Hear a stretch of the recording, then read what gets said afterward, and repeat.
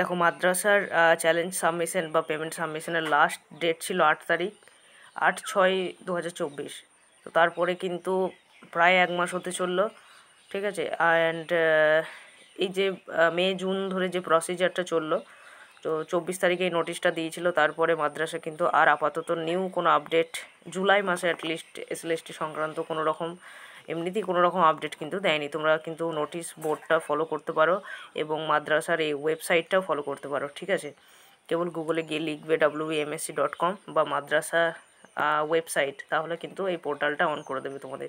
ওকে, তো আমরা আশা করছি যে 1 মাস পরে হয়তো কিংবা কয়েকদিনের মধ্যেই হয়তো ফাইনাল যে আনসার কি, ঠিক আছে, মেন এক্সামের, তো সেটা প্রকাশ হবে। কিছুটা অন্তত অনেকই চ্যালেঞ্জ করা গিয়েছিল, কিছুটা অন্তত কার্যকরী হবে এতটা আশা করা যাচ্ছে। যে প্রত্যেকটা কোয়েশ্চেনই যে আমাদের মনোপুত হবে না অ্যাকচুয়ালি সেটা আমরা বুঝতেই পারছি। তবে যাই হোক, অনেকগুলো টাকারও ব্যাপার, অ্যান্ড যেহেতু রিফান্ডেবল নয় সেহেতু একটা খটকা থেকেই যাচ্ছে যে কতটা নিচ্ছে, কোন উত্তরগুলো নিচ্ছে না নিচ্ছে, ঠিক আছে।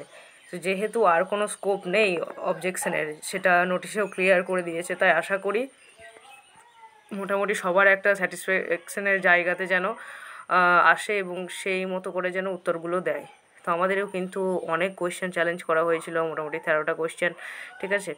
অ্যান্ড গ্রুপে যারা আছো তাদের যারা জানিয়েছিলে নিজের কোয়েশ্চেনগুলো, সেগুলোও কিন্তু প্রত্যেকটা কোয়েশ্চেনই দেখা হয়েছে। প্রত্যেকটা কোয়েশ্চেনে তোমরা জানো যে শুধুমাত্র কোয়েশ্চেন অনুসারে চ্যালেঞ্জ করা যেত না, একটা অথেন্টিক পিডিএফও প্রয়োজন, আদারওয়াইজ টাকাটা চলে যাবে, ঠিক আছে।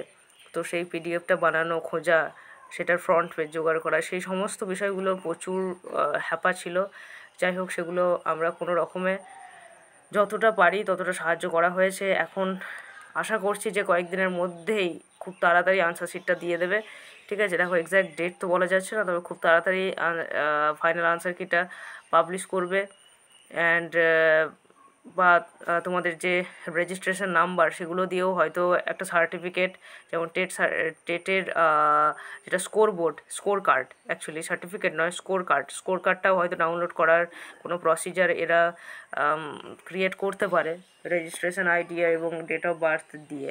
তো তাহলে খুবই ভালো হয় যে নিজের স্কোরটাও অ্যাটলিস্ট দেখতে পাচ্ছ। তো ফাইনাল রেজাল্ট এখন কিছুই দেয়নি, জাস্ট শুধুমাত্র তো ফাইনাল রেজাল্টে সেখানে স্কোর কার্ডও ডাউনলোড করার প্রক্রিয়া থাকবে নিশ্চয়ই।